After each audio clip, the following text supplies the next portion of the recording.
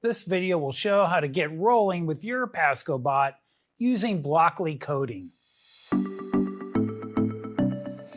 The PASCObot Sense Control Kit is a highly engaging tool that helps students learn how to create code that interacts with the real world. Students can program the PASCObot to execute precise motions that respond to inputs from its sensors. The brain of the PASCObot is the included control node. It also provides power with its rechargeable battery. The control node has a built-in 3-axis accelerometer and a speaker. The kit comes with a rangefinder that measures the distance to objects up to 1 meter away and a line follower that uses reflected infrared light to navigate a line course. Students can command the PASCObot to manipulate its environment by programming the 2 servo motors connected to the included gripper.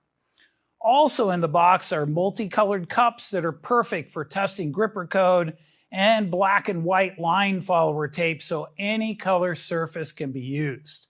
The minimal amount of assembly required is made easier with the included screwdriver that has a magnetic tip.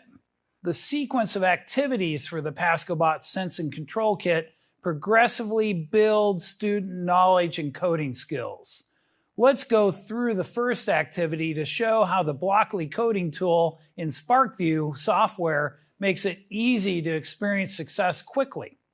In this activity, students create code that commands the PASCObot to move specified distances, turn, and pause.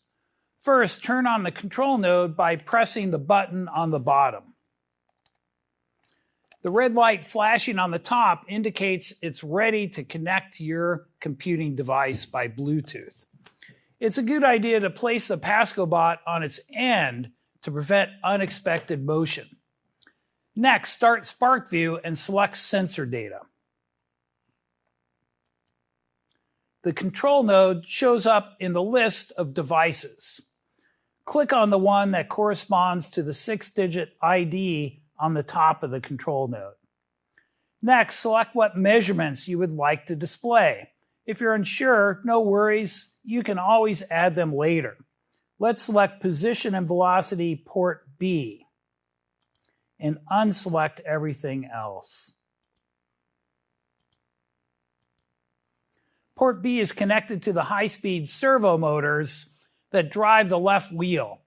It will show positive values when the PASCObot is moving forward. Distance shows up as an option because I have the rangefinder installed. Next, we pick the display we want to start with. You can add other displays later too. Let's pick the graph display. That brings up 2 graphs, position and velocity, both on the same time axis. To get the PASCObot moving, you need to write some code first. Clicking on the code tool toggles to the coding window. Advanced users can control the PASCObot's high-speed stepper motors using this block in the hardware menu. Instead, let's load a function from the PASCO library by clicking on the import code tool. A list of functions available for the PASCObot is displayed. A short description will display after selecting them. Let's select Move a Distance and click OK. The function block to move a distance appears. Move it off to the side, being careful not to delete it. The other block calls this function. It can be deleted because you can always drag another from the functions menu. Then add a number block from the math menu. Compatible blocks will stick together like this. Let's write a program that moves the PASCObot 50 centimeters forward and 50 centimeters back.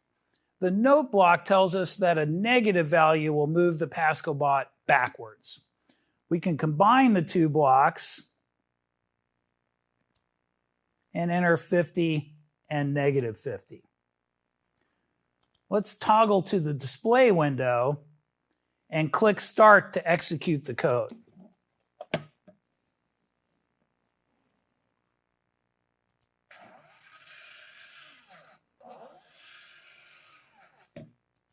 Look at the motion graphs displayed in real time. Students using the PASCObot can learn math and physics while they learn to code. Let's go back to the code window and import the turn functions.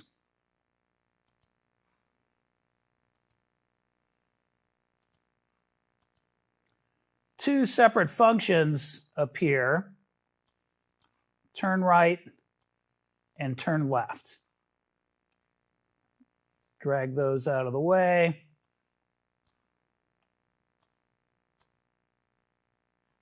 And we can use the call function blocks to command the PASCObot to make 90-degree turns.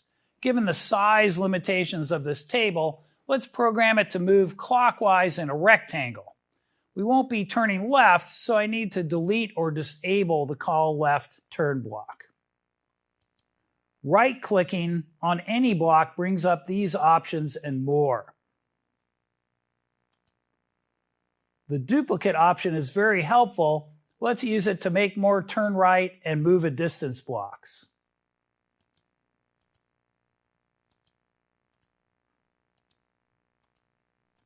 Alternatively, I could drag more from the functions menu.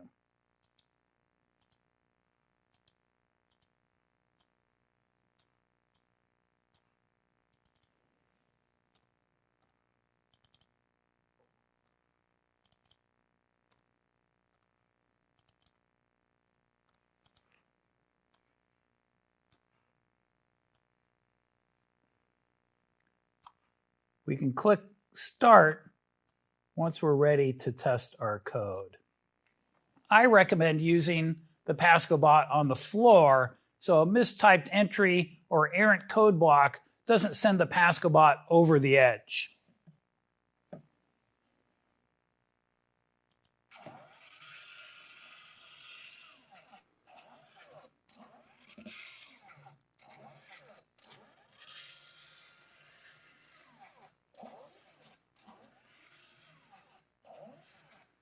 Students now have the skills to create code to navigate their own PASCObot courses. They can add pauses using the sleep block in the time menu. They can add sounds using one of the control node speaker blocks in the hardware menu. They can use loop and list blocks to make it easy to command any number of motions and turns. The student activity has samples of working code to help them. Students will want to explore the working of the other functions in the PASCO library. They'll want to see how the accelerometer can detect obstacles and inclines. Students will be eager to see what the rangefinder, line follower, and gripper can do. They'll want to incorporate other PASCO sensors, including the code node that is designed to ride along in the PASCObot. The biggest problem you'll have is getting them to go to their next class after the bell rings. More information about the PASCObot Sense and Control Kit can be found on the PASCO website. Help for Blocky coding can be accessed from the SparkView help menu and the PASCO website as well. Student activities are posted in the PASCO experiment library. Thanks for watching.